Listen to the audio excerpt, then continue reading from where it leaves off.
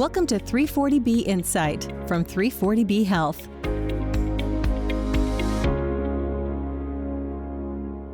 Hello from Washington, D.C., and welcome back to 340B Insight, the podcast about the 340B drug pricing program. I'm your host, David Glendinning with 340B Health. On today's episode, we have Jesse Breidenbach, Vice President of Pharmacy at Sanford Health and a member of the 340B Health Board of Directors. In previous episodes, we have discussed the topic of drug company restrictions on 340B contract pharmacies. Today, we will take a deeper dive into the claims submission conditions that some of those companies have placed on 340B hospitals. We are interested in hearing from Jesse on how Sanford Health, one of our member health systems, has navigated the challenges of drug maker demands for claims data. But first, let's do a quick recap of some of the latest news and updates on 340B.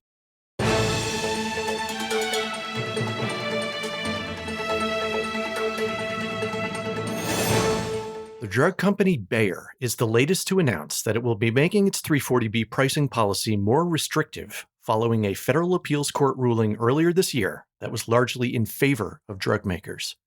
When the new Bayer policy takes effect June 1st, a hospital will be limited to a single contract pharmacy location within a 40-mile radius of the hospital parent site.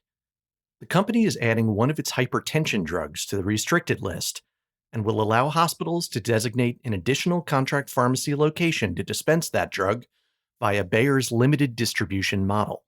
340B Health members can learn more details by visiting the show notes. Representatives of more than 200 of our member hospitals took to Capitol Hill late last month to advocate with lawmakers and their staff on 340B issues. Participants first attended a policy workshop to receive briefings from a congressional staffer and other policy experts on 340B and drug pricing issues. They then met with House and Senate lawmakers from 30 states to discuss the need to protect 340B. This was the first in-person Hill Day that 340B Health has held since Congress lifted its restrictions on visitors to the Capitol complex. Check out the show notes to learn more about this event.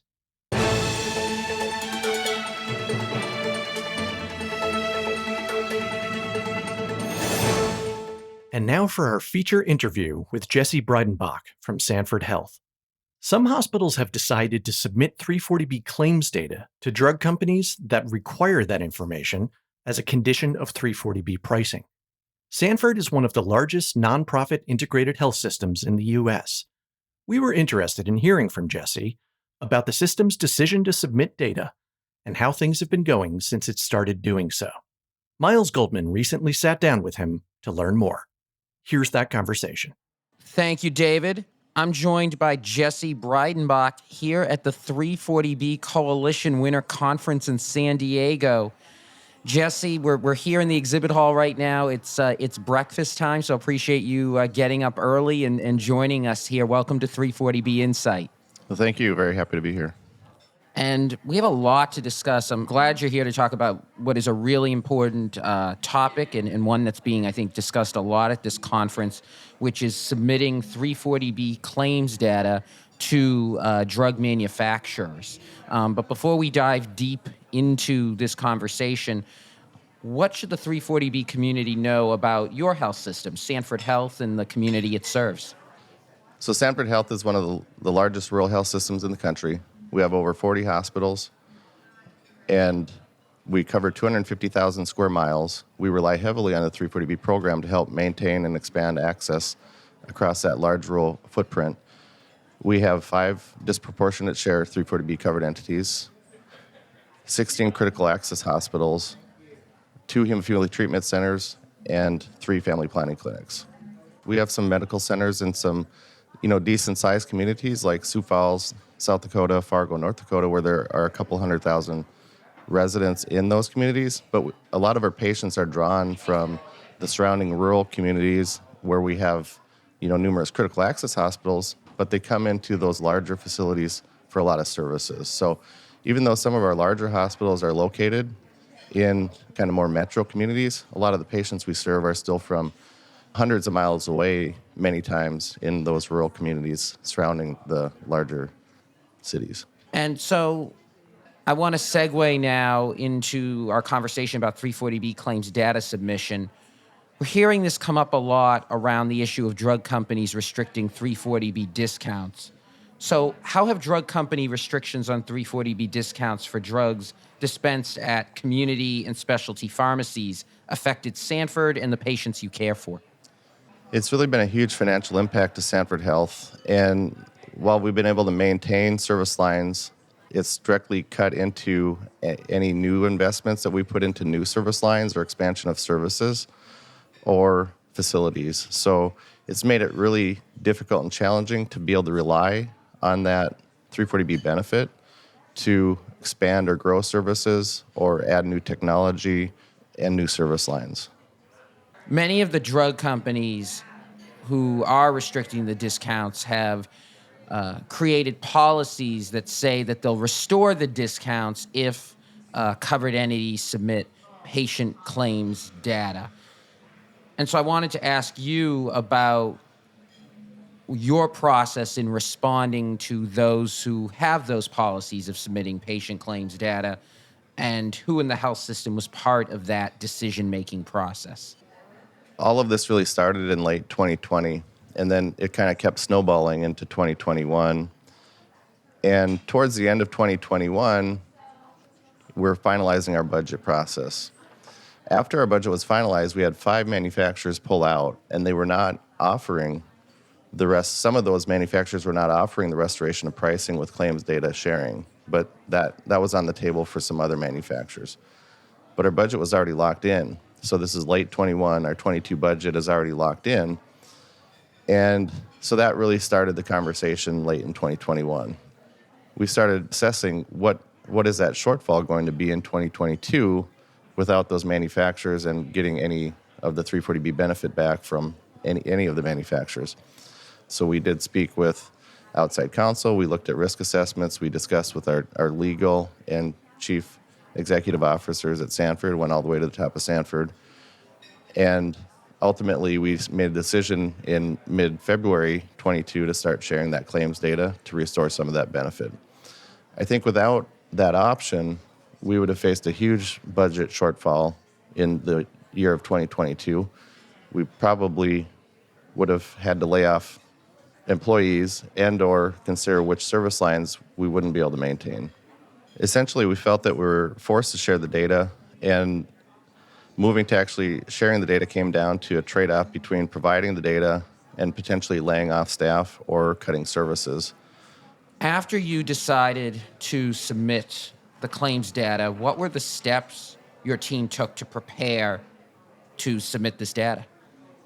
Again, it really went back to the kind of the risk assessment. So we reviewed with our counsel, outside counsel, leadership, what was the ESP process, what were we going to be submitting, what was the risk of data breach particularly was something that we were really focused on. We discussed it with our contract pharmacies, letting them know that this was our plan. We did not do any pharmaceutical service agreement amendments on any of these with our pharmacies, but we did discuss it with them. Many of them were already asking us, are we going to be able to get any of this pricing restored?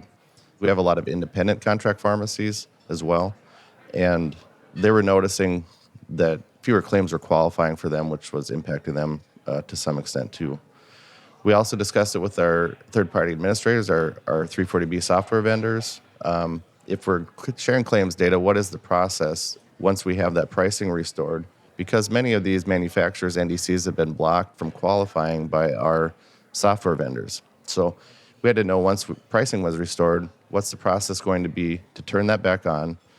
We made a lot of requests to our software vendors as well about reports that we needed, actually enhanced functionality to help us manage those NDCs to qualify and replenish. And that's what's been one of the most challenging things as manufacturers change their policies, kind of you're swinging back and forth.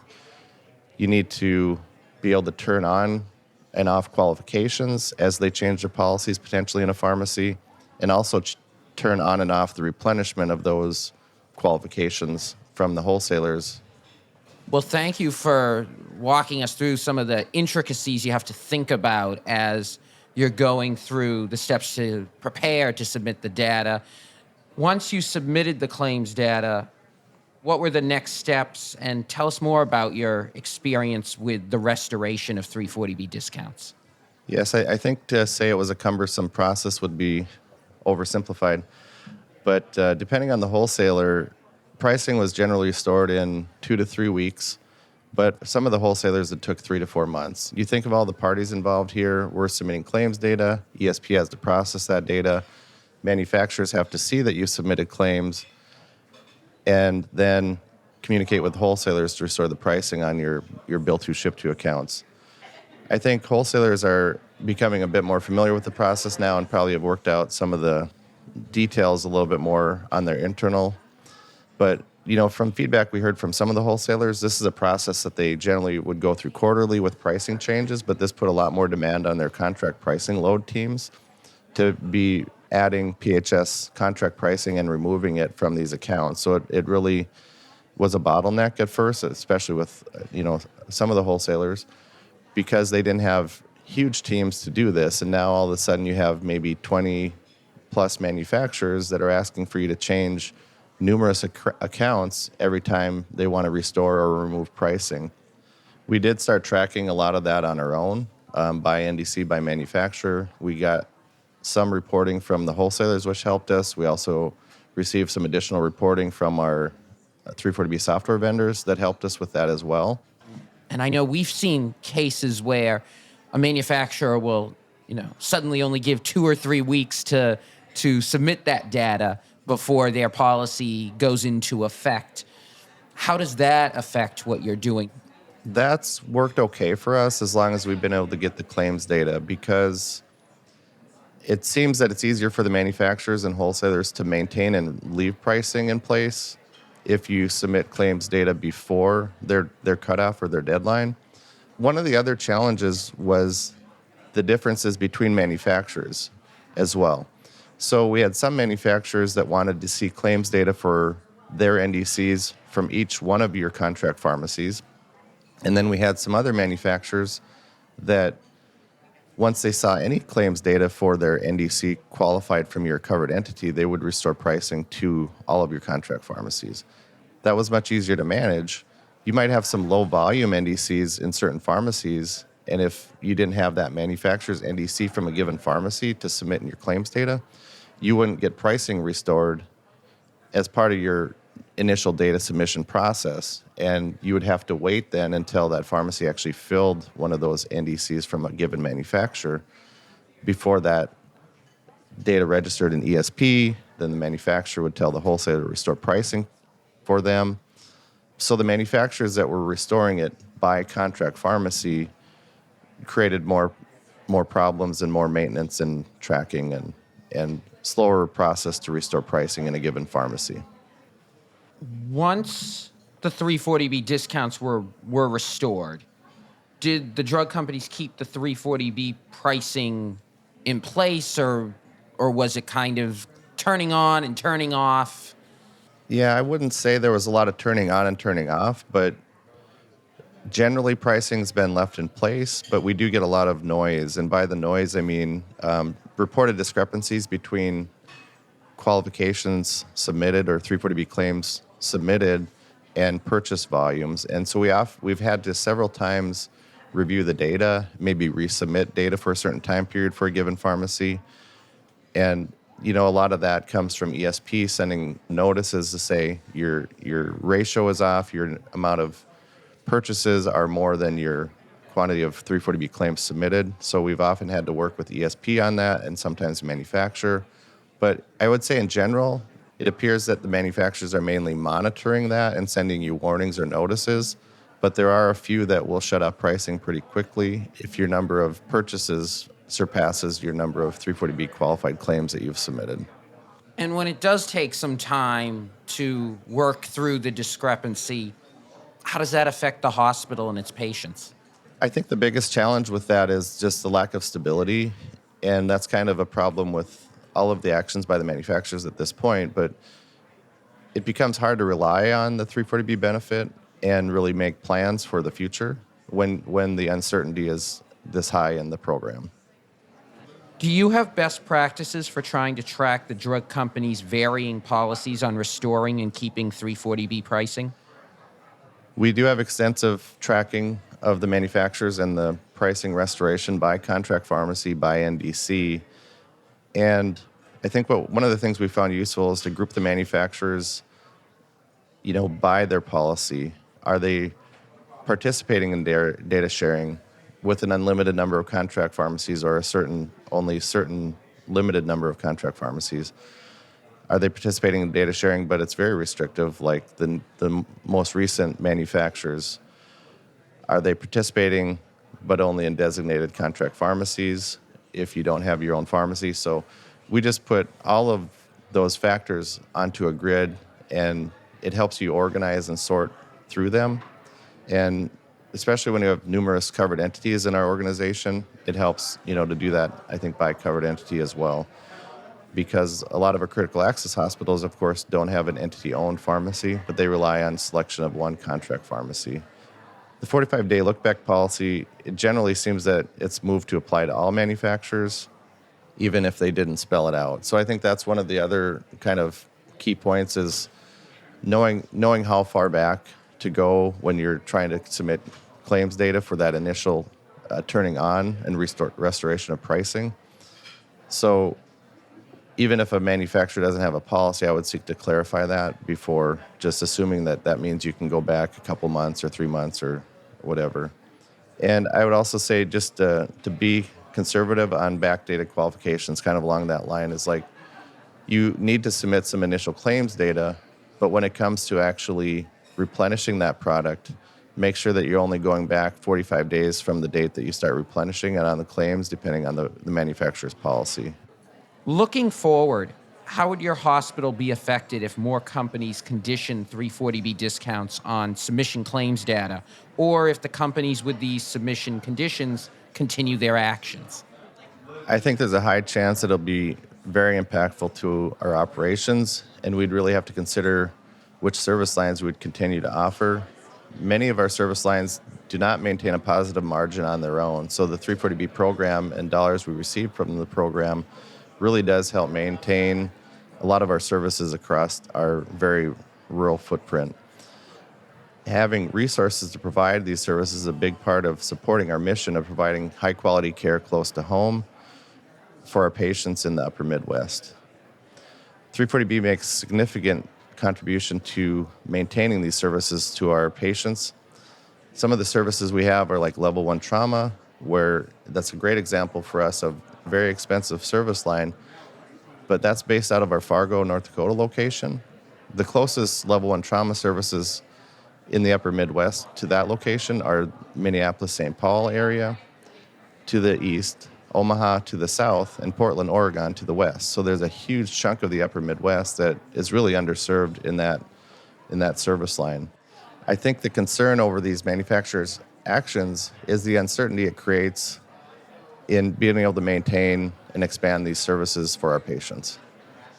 Jesse, you've provided us a lot of important information as 340B hospitals consider whether to submit these claims data, and if they choose to do so, the steps that are involved in the process. So thank you for taking time out of your schedule here at this busy coalition conference to join us. Thank you very much. I was very happy to be here. Our thanks again to Jesse Breidenbach for walking us through how Sanford decided to submit claims data to drug companies and some of the experiences it has had since doing so.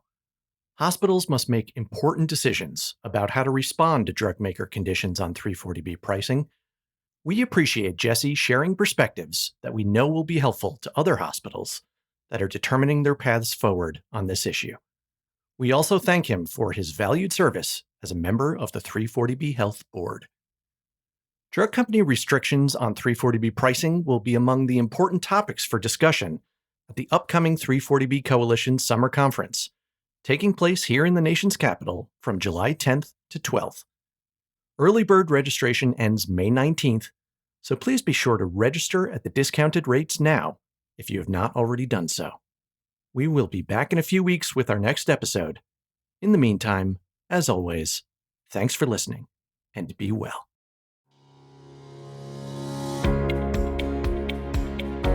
Thanks for listening to 340B Insight. Subscribe and rate us on Apple Podcasts, Google Play, Spotify, or wherever you listen to podcasts. For more information, visit our website at 340bpodcast.org. You can also follow us on Twitter at 340B Health and submit a question or idea to the show by emailing us at podcast@340bhealth.org.